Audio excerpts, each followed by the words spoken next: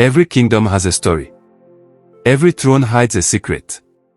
But the greatest secret of the mighty Zulu kingdom was never written in history. It was whispered only by the ancestors. This is that story. Many generations ago, beyond the green valleys and towering mountains of KwaZulu-Natal, stood one of the strongest kingdoms in Africa. Its warriors were fearless. Its cattle filled endless fields.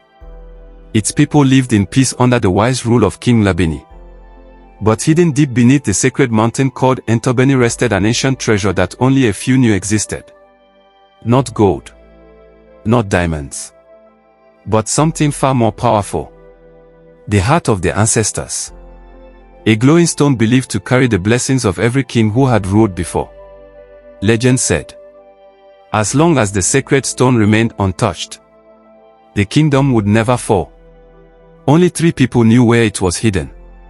The king, the royal healer, and the king's trusted advisor, Mkhize. To everyone else, it was only a legend. Or so they believed. Prince Sibusiso had grown into a kind young man. Unlike many princes, he preferred helping cattle herders and farmers instead of sitting inside the royal palace. His closest companion was Nandi, the daughter of the kingdom's respected healer. She was clever, fearless, and understood the language of medicinal plants and ancient spirits. The two had grown up together. Their friendship was built on loyalty. Neither knew destiny had chosen them for something far greater. One moonless night, King Mhlabeni woke suddenly. He heard strange footsteps outside his hut. When he quietly followed the sound, he saw someone disappearing toward the sacred mountain. The next morning, the king secretly visited the hidden cave. His heart nearly stopped. The entrance had been disturbed. Someone had discovered the sacred path. Only one thought filled his mind. There is a traitor among us.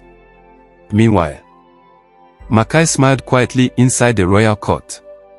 For years he had secretly searched for the heart of the ancestors. He believed the kingdom deserved a stronger ruler. Someone feared rather than loved. Someone like himself. But stealing the sacred stone required royal blood, which meant Prince Sibusiso had to die. That same evening, Nandi noticed something unusual. Her healing herbs had begun to dry overnight. Birds stopped singing near the sacred mountain. Even the wind felt different. Her grandmother had once warned, when nature grows silent, the ancestors are speaking.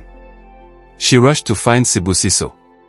Together they decided to investigate before telling the king. As darkness covered the land, the two friends climbed the sacred mountain. Hidden behind giant rocks, they watched Mkhize perform a forbidden ritual. Ancient symbols covered the ground. A stolen royal spear rested beside him. Then, the cave slowly opened. The glowing heart of the ancestors appeared.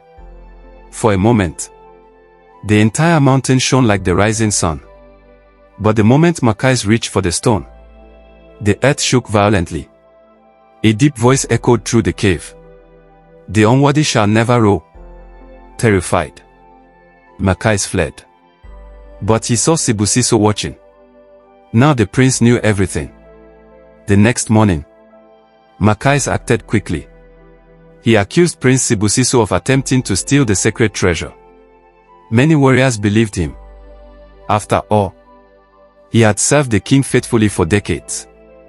The king was heartbroken. Although he trusted his son, he lacked proof. Sibusiso and Nandi were forced to leave the kingdom before sunrise. Their journey became a test of courage. They crossed roaring rivers, climbed dangerous cliffs, walked through forests where ancient spirits were said to guard forgotten truths. An old blind storyteller welcomed them into his village. Without seeing their faces, he smiled. I have waited many years for the children chosen by the ancestors. He handed Sibusiso an old carved shield bearing the royal family symbol. Hidden inside was an ancient map. It revealed another chamber beneath the sacred mountain, one no king had entered for generations. When they finally returned, Mkhize had already gathered supporters.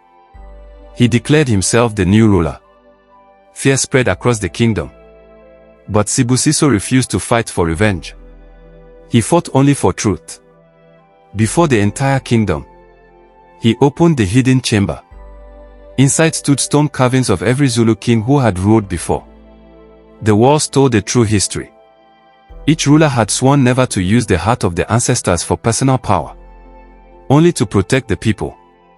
As everyone watched, the sacred stone began glowing brighter. Then, something incredible happened. It floated into the air. Slowly, it moved away from Mkhize and settled into Prince Sibusiso's hands. The ancestors had chosen. No words were needed. The kingdom understood. Ashamed of his greed, Mkhize dropped to his knees. The king ordered mercy instead of execution. You have already been defeated by your own ambition. Mkhize was banished forever. Peace returned to the kingdom. Years later, when King Mhlabeni grew old, Prince Sibusiso became king. Nandi became the kingdom's greatest royal healer. Together they ruled with wisdom, courage, and compassion. The secret of the Zulu kingdom was never its sacred stone. It was the honesty of those willing to protect others instead of themselves. Because kingdoms built on fear always fall. But kingdoms built on truth live forever.